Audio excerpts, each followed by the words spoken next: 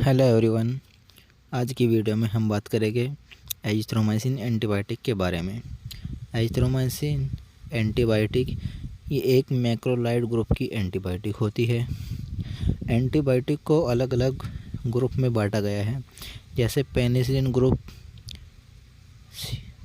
सिफेलोस्पिरिन group होता है, वैसे ही एक ग्रुप होता है macrolide antibiotic. Azithromycin macrolide group की एंटीबायोटिक होती है। एक एंटीबायोटिक और होती है जिसका नाम है एरिथ्रोमाइसिन। एरिथ्रोमाइसिन में मैक्रोलाइड ग्रुप की एंटीबायोटिक होती है। पहले एरिथ्रोमाइसिन आई थी, उसके बाद एजिथ्रोमाइसिन आई। जो ये एजिथ्रोमाइसिन थी, इसके साइड इफ़ेक्ट ज़्यादा थे और इसका हाफ़ लाइफ कम था। हाफ़ लाइफ कम होने का मतलब है ये दवा ज़्यादा देर तक काम नहीं करती थी। दूसरा, ये जो हमारे पेट के अंदर एसिड है उसके द्वारा डिस्ट्रॉय हो जाती थी। इसके अंदर ये कमियां थी, जिसके कारण एजिथ्रोमाइसिन का चेंज वर्जन एजिथ्रोमाइसिन लाया गया और वो है एजिथ्रोमाइसिन। तो आप ये याद रख सकते हो, जो एजिथ्रोमाइसिन से बेस्ट दवा है, एरिथ्रोमाइसिन से बेस्ट दवा है वो है एजिथ्रोमाइसिन। अगर आपको दोनों में से चुनना पड़े कि कौन सी बेस्ट दवा है, तो आप एजिथ्रोमाइसिन लें, क्योंकि ये एरिथ्रोमाइसिन से ज़्यादा बेस्ट है। जो ये एजिथ्रोमाइसिन है, मार्केट में अलग अलग ब्रांड नेम से मिल जाएगी, जैसे जेडी नाम से मिल जाएगी, एजिसिप नाम से मिल जाएगी, एजिथ्राल नाम से मिल जाएगी। आपको ध्यान रखना है, ब्रांड नेम कोई भी हो, लेकिन जेनेरिक नेम एजिथ्रोमाइसिन ही होना चाहिए। ब्रांड नेम आप कोई भी यूज कर सकते हो, उसमें इससे कोई दिक्कत वाली बात नहीं है। अब बात करते हैं इसके यूज़ की, किन किन चीज़ों में इनका यूज़ किया जाता है। पहला यूज़ है थ्रोट इन्फेक्शन। थ्रोट इन्फेक्शन में एजिथ्रोमाइसिन का यूज़ किया जाता है। टॉन्सिल इन्फेक्शन में एजिथ्रोमाइसिन का यूज़ किया जाता है। साइनस इन्फेक्शन में किया जाता है। ईयर इन्फेक्शन में किया जाता है। लंग इन्फेक्शन में किया जाता है। सर्विक्स इन्फेक्शन में किया जाता है। टाइफाइड में किया जाता है। यूरेथ्रा में किया जाता है। CAPA के अंदर यानी कम्युनिटी एक्वायर्ड निमोनिया के अंदर भी एजिथ्रोमाइसिन का यूज़ किया जाता है। PID पेल्विक इन्फ्लेमेटरी डिसीज़ के अंदर भी एजिथ्रोमाइसिन का यूज़ किया जाता है। लेकिन cervix infection, urethra infection, typhoid, CAP और PID के अंदर डोज चेंज हो जाएगी।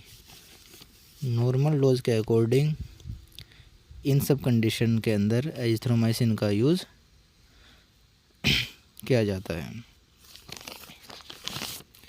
अब बात करते हैं डोज़ की। डोज़ दो तरह की होती है, एडल्ट डोज और चाइल्ड डोज। जिसकी उम्र 12 साल से ज़्यादा है उसे एडल्ट डोज के अंदर काउंट किया जाएगा। जिसकी उम्र 12 साल से कम है उसे चाइल्ड डोज के अंदर काउंट किया जाएगा। पहले बात करते हैं एडल्ट डोज की। जो एडल्ट डोज है वो होती है 500 mg दिन में एक बार, यानी कि एडल्ट डोज 500 mg दिन में एक बार दी जाती है। जिसकी उम्र 12 साल से ज़्यादा है उसे दिन में एक बार एजिथ्रोमाइसिन दी जाती है, यानी कि 500 mg एजिथ्रोमाइसिन दी जाती है, यानी कि सिंगल डोज दी जाती है। दूसरी बात आपको ध्यान रखनी है, जो एजिथ्रोमाइसिन है या तो खाना खाने से 1 घंटा पहले ली जाती है या खाना खाने के 2 घंटे बाद ली जाती है। हमें इसे तुरंत खाना खाने के बाद नहीं लेनी चाहिए, क्योंकि इसका एब्जॉर्प्शन हो जाता है, एब्जॉर्प्शन कम हो जाता है। अगर आप इसे खाना खाने के तुरंत बाद ले लेते हैं तो जो फूड है वो इसका एब्जॉर्प्शन कम कर देता है।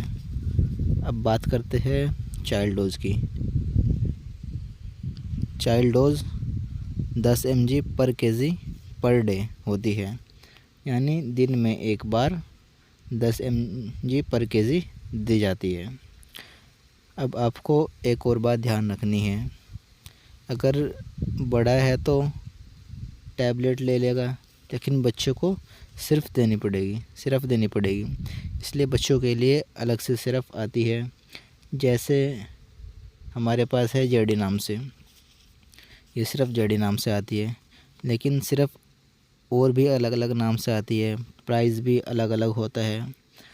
बस आपको ध्यान से ये समझना है कि चाइल्ड डोज कैसे देनी है, क्योंकि हमें पता है 10 mg पर केजी पर डे एजिथ्रोमाइसिन देनी होती है।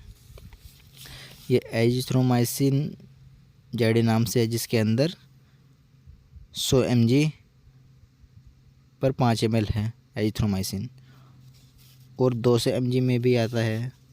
अब 100 mg का क्या मतलब है, यानी इस सिरप में 5 ml कंटेंट्स में 100 mg एजिथ्रोमाइसिन है।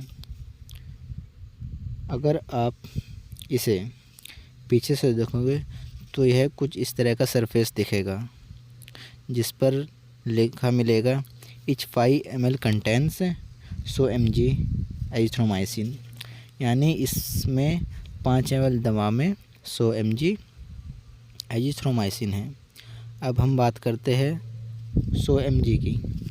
मान लेते हैं बच्चे का वज़न 10 kg है, हमें उसे एजिथ्रोमाइसिन देनी है।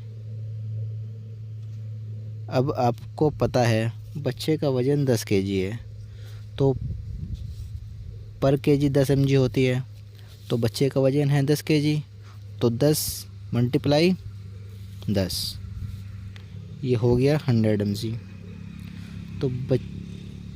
तो 10 किलो के बच्चे को 100 mg एजिथ्रोमाइसिन देनी होगी।